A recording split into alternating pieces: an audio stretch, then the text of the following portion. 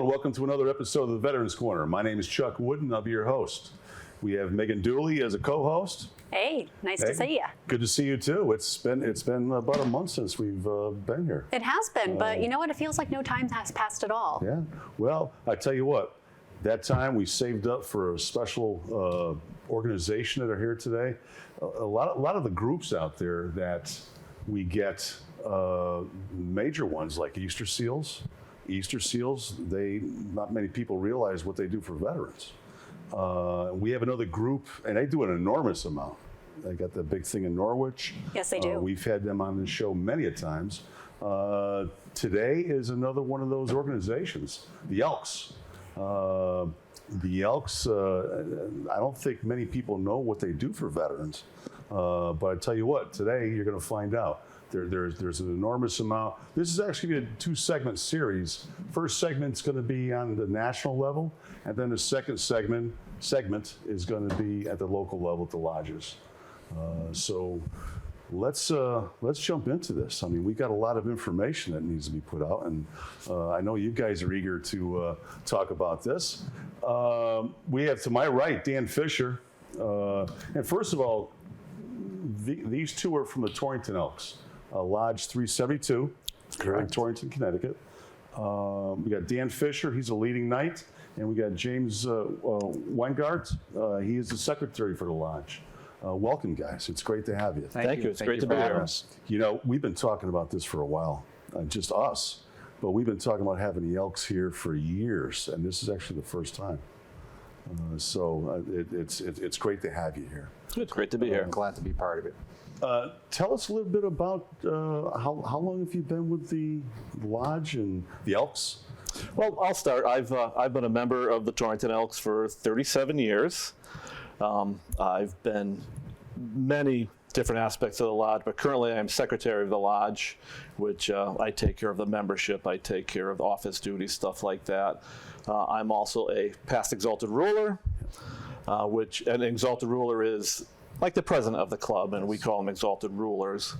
So, yeah, and it's nice to be here today. Yeah, it's Dan. Yes, I haven't been a member as long as Jimmy. I've only been a member for 8 years, but I've been accustomed to the Elks because my father was a member for many years when I was younger. And right now, like you said, I am the leading knight for the Elks, in my position, obviously, well, maybe not obviously, but as Jimmy said, the ER is the president. I'm like second in command, the vice president. Vice president. So some of my duties, I just assist the ER in conducting the lodge's business, and then if he or she cannot be present, then I preside over the lodge meetings and things of that nature. Now, for the folks out there, I know a little bit about the Elks, being a member for a little while. You know, for you to have 8 years in as a member, and for you to already be a leading knight, you've been involved since day one. Pretty much.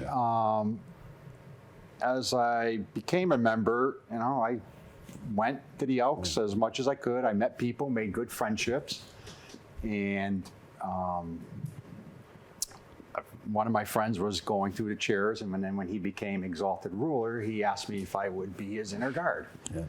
I didn't really know much about it. I questioned him a little bit. I said, okay, you know, I'll do that. You know, it's a lower chair, not a lot of pressure, not a lot of duties, but it kind of got me into the leadership roles of the Elks, and I just fell into it, and I ended up progressing quick.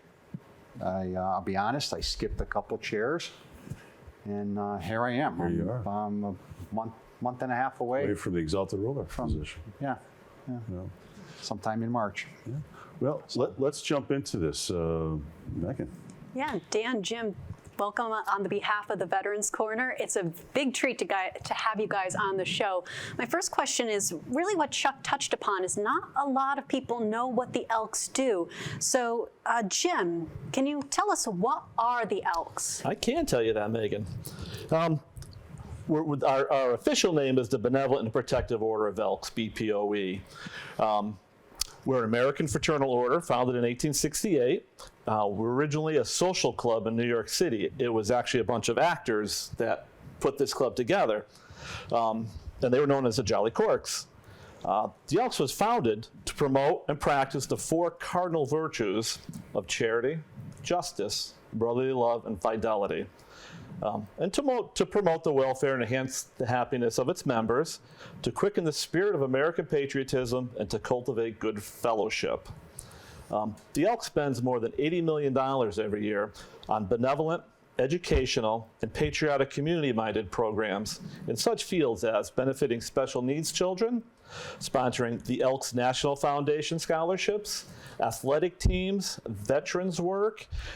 We have a national hoop shoot free throw contest involving more than 3 million children, physical, occupational therapy programs, and patriotic programs. As a matter of fact, every Elks observes June 14th as Flag Day with a Flag Day ceremony. It's a tradition which the Elks began back in 1907 and was later adopted by the U.S. Congress as an official observance. So you started Flag Day? I have to interrupt that because I remember as a kid and we would always mark it, but I never knew where it came from. So it came from the Elks. It came from the Elks, that's correct. That's exciting. Yeah, it is. Talk about fun history. It is. Yeah, and like I said, we've been around since 1868, and the Elks has done a lot to promote. We are an American organization. There are no lodges outside of America except for Guam, and that's an American territory. Yes. That's the only one. The proposal to be a member in our order is you have to be invited by a member in good standing. To be accepted as a member, you have to be an American citizen, believe in God, be of good moral character, and be at least 21 years of age. So. We have many, many programs, but tonight we're here to talk about the Elks does for the veterans, which is considerable. Yeah. It is considerable. I mean, and that Flag Day thing, no one, I'm sure the viewers don't know that. That's almost like a Final Jeopardy question, not to bring in like Alex Trebek and Ken Jennings, but that is a piece of trivia that I thank Jim for telling me because I never knew that. Yeah, it's, this show is designed for that, to get the word out and to educate people on all these organizations. People take it for granted, Flag Day's tomorrow. Okay, let's go. It's always at the Elks, but they don't know that it originated from the Elks. Right. Well, it's something I learned when I became a member. Dan, can you tell the viewers about the Elks' commitment to the veteran community? Sure. For a long-standing time, and it's been tradition that the Elks have helped veterans in need. They're really committed. There's lots of different programs. The national level has programs, and each local lodge does their own thing too. And that's what I guess we'll talk about that later.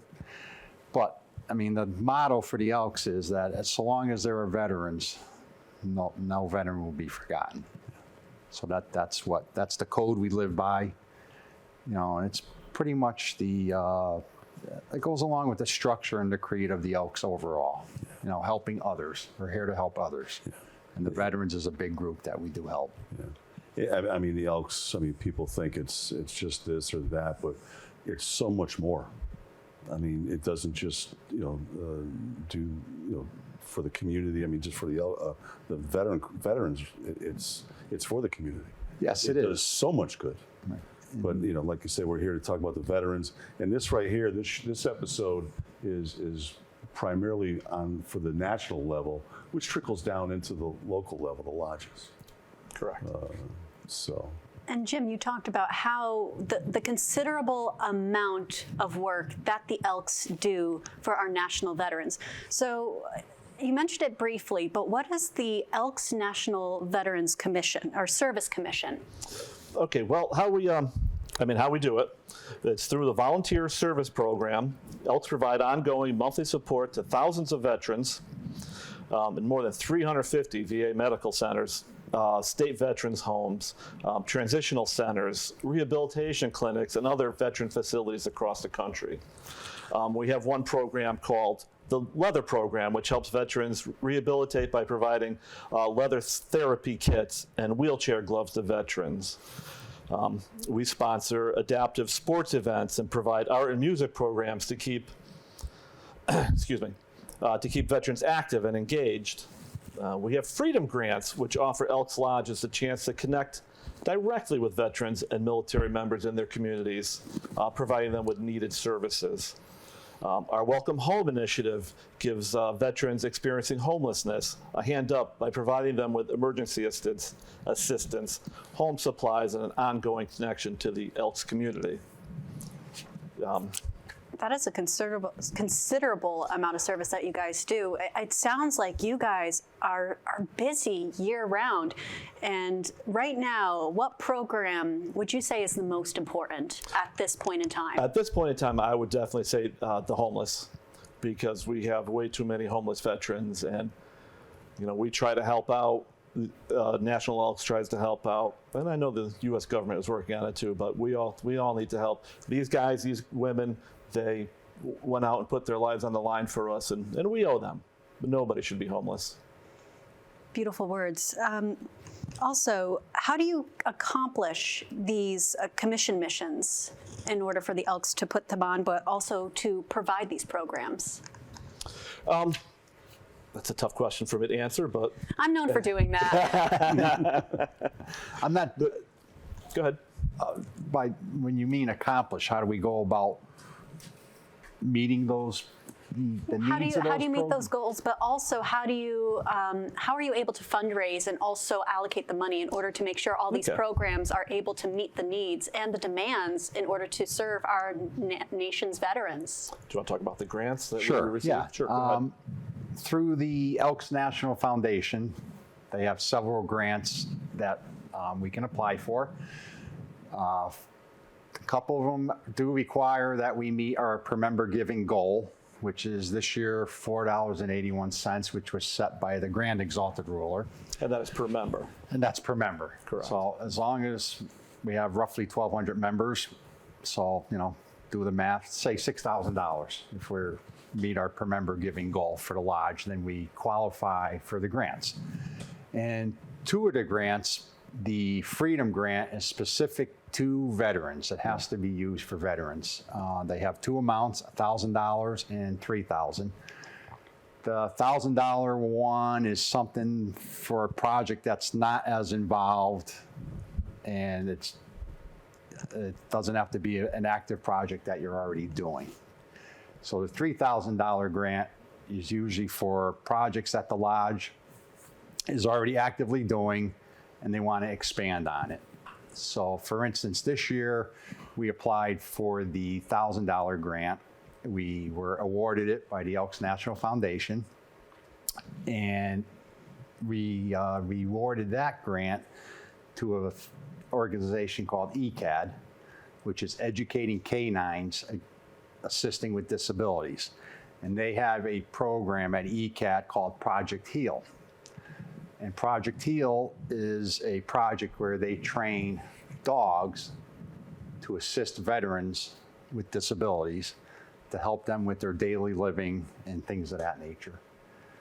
And with that grant and then some fundraising we've done through, I'm sorry, I'm having a brain fog here. Craft fair. We had a craft fair that raised some money. Twice a year. Twice a year we have a craft fair. So in the spring we were able to add $1,500 to that $1,000. That's incredible. Yeah, we gave them $2,500. Now we just had a fall craft fair back in November, and some of the proceeds from that are also going to go to ECAD. So it's programs like that. And then there's another one called the Spotlight Grant, and under that there's 7 different programs already available. They're not all for vets, but 2 of them that would be eligible would be the Welcome Home, which would fight or help with finding homeless veterans transition into homes with, necessities. And then the other one is called a Stand Down program that the Spotlight Grant could be used for. And that one there, I don't know if anyone's familiar, but Most of the viewers are. That's a big function. when the Vietnam veterans came back, they had this program called Stand Down. And it was like a 1 to 3 day program where they can just kind of relax, not, release all their thoughts and things like that, stress. It gives them an outlet and also an exactly. ability to That's connect the word, with their an outlet. Yeah. So, based on, through the grants that we apply for, and so far we've been fortunate to receive them this year, and we're going to continue to build on that as we go forward. And then just some of our own fundraising raises money for the vets, and as well as other organizations. So I don't want to say we're constantly fundraising, but We are. we do a good part. Yeah, we do. Yeah, and for the average person, they might go, oh my gosh, that sounds so exhausting, constantly fundraising, but you get something out of this emotionally and mentally. Yes, I agree. I mean, it feels very good to give back to the community. Yeah. And that's exactly what we do, and that's what we're supposed to be doing, and we enjoy doing it, and it always feels good to help others. Well, what's the motto? The motto is Elks Care. Elks care, Elks share. Elk share. And that's what the Elks is. I mean, a lot of people will think, oh, the Elks is a bar or the Elks is a restaurant.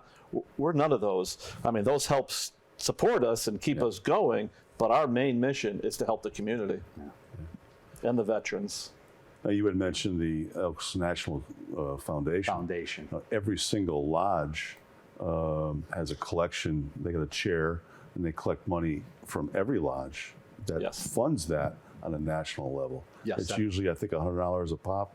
This is something like that for donations. Yeah, I mean, you can give anything you want, but usually our heart members, give $100. Yearly. There's so much to talk about.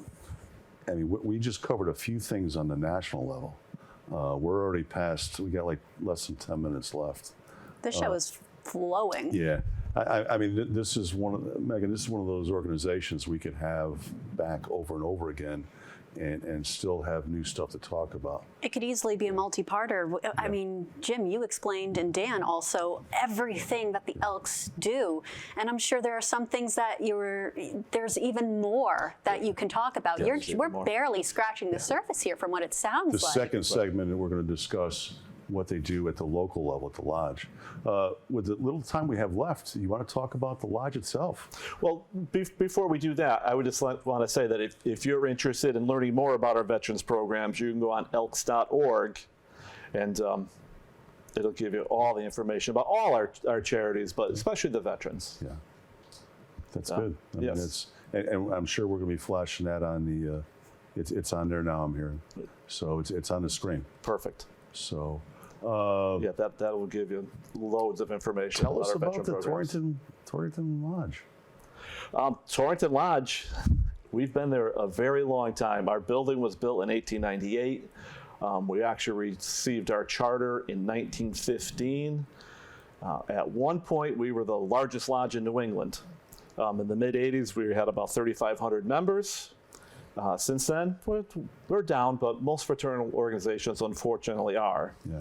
We're down to 1,200 members. Nationally, I believe we're down to 800,000 members. We're at our peak. We're 2 million nationally. So we can always use new members. We can always use new ideas, new type of fundraisers. We need people to get involved. We really do. Yeah. We do our best, but we always need more. Yeah. Now, like I said, the next segment, the next half-hour show we do, we're going to talk more about what we do for veterans. There's also, the Torrington Lodge is unique, that it actually has a separate piece of property. Yes. It has a pond. That's a pond facility. Which is an attractive component for membership. Right. Yes. A lot goes on up there.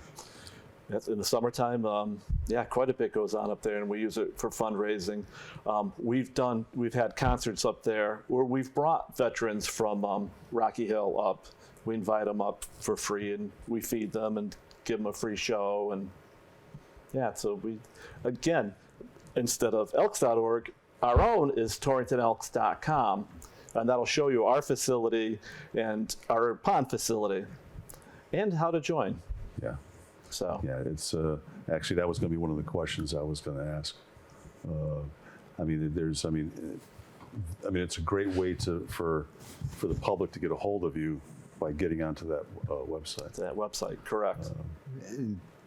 In addition to the website, we also have social media on Facebook and Instagram. So that's how we keep a lot of our members informed. And we understand that not everyone is on those types of platforms, because our membership is on the older side. I think our average age is 65. 65. So it'd be great to get some young, We need youth. some young blood. And I guarantee, once you join and if you get involved, you're gonna be happy that you did, that you became a member. And that's what we appreciate 'Cause that's here. what happened to me. We appreciate that at the Veterans Corner for you coming on here and explaining what the Elks do, and also informing the amount and the reach that you do for our nation's veterans, and especially our local veterans here. Because as you said, there are a lot of services and a lot of programs that need to be allocated in order to assist some of the most vulnerable groups in our state. Yeah. Absolutely. Absolutely. You know, we'll be talking a lot about that. You know, homelessness and other issues. The Flag Day ceremony, I think we're going to be talking about. Yeah, we can talk about that in our next segment. You know, And our flag retirement ceremony. And Yeah, we have a lot on the local level that we try to involve the veterans. you got the fishing derby up there at the pond. correct. Yep, that's one of them. Yep, the first Sunday in May. I was actually up year? there for the first one this past year. The stocking. I wasn't there for the derby. Okay, you were there when we stocked the pond with the Yeah, fish. that wasn't as early as actually the actual derby. Not a morning person anymore. I have to set about 10 alarm clocks for me to get up there for the derby. Can we actually tell that story in the second part? I know we're doing Elks 101, doing on a national level, but I really want to hear this. How he got Chuck, the great Chuck Wooden, to get out of bed early for fishing. Well, no, that was for the stocking. That was for the stocking. Oh. Yeah, no, I didn't. He didn't even have to put a pole in his hand. Maybe this coming year I might get up there for the derby. We would love to have you. I'm not known for a morning person anymore. So okay. you know, you had talked about the organizations and the difference between ages. Me being somebody who had leadership roles with the American Legion, I mean, I used to go around and tell local posts when I was at the district level, it was the generation before us got us here. It's our obligation to get the next generation. I mean, that's how these organizations survive. Correct. Absolutely. That's why we've survived all these years. Yeah. You know, that's I was telling you how fast a 25-minute segment goes. And we got a lot of information out there. And there's so much more. There's so much more. There is. Good thing we have a part 2 coming up. Yeah, we got part 2, and even with that part 2, there's a lot that the viewers are going to learn about the Elks and what they do. With that being said, we got a minute left. We got to wrap up. We want to thank you. Thank you very much for being here. We'd like to thank you, both of you, for letting us come on and getting our message out there on what we do. Yeah, it's great to be able to get the word out and educate the public, and hopefully they get a better understanding of what the Elks does after these 2 segments. Good. What we at the Veterans Corner want to wish everyone a very happy and healthy New Year, 2023. Once again, want to thank you. We're definitely going to have you back for the second segment, and don't be surprised if you're asked to come back for an update. So, Thank you. Very good. It's a promise, not a threat. okay, that's. I'm sorry, that's all the time we have. I want to thank the viewers for watching. I want to thank the guests once again. That's it. See you next time at the Veterans Corner. Good night. Good night. Good night. Good night.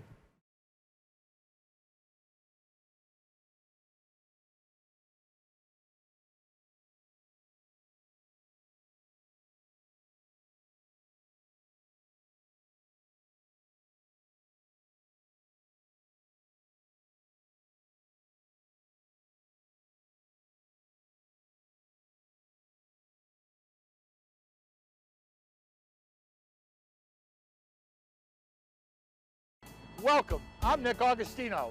I'd like to welcome you to the Clam Box, where we do seafood our way. We got lobster roll, fried clams, fish and chip, fried shrimp, and our famous onion rings. We put a lot of precaution into the safety for you and your family.